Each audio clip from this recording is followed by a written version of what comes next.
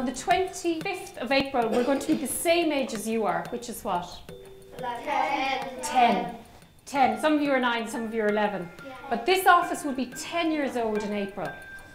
The Ombudsman for Children's office dates back to 2004, 10 years. But it's many, many years in the making, long before I ever was appointed as Ombudsman for Children.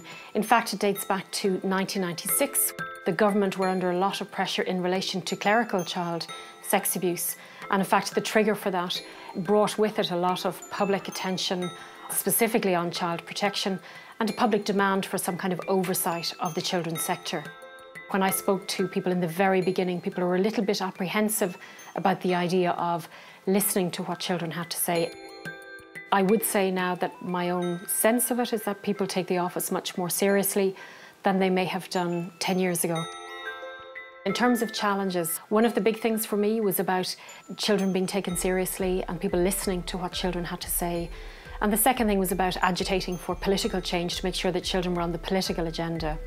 By the way, if anybody ever told you a story about somebody else, isn't it great to hear the story from the person who's involved? Well, certainly, I suppose there are different levels of achievement. I think the Constitution obviously was a very big one. I can see how it will make a difference, not immediately, but over time. Every time a piece of legislation is written out, it has to comply with our Constitution. And our Constitution is now going to say children's rights must be respected. Sometimes you can have an individual case that will hopefully change the life of an individual child or family, but we often try to pick cases where it won't just affect an individual child. We pick what we describe as systemic cases.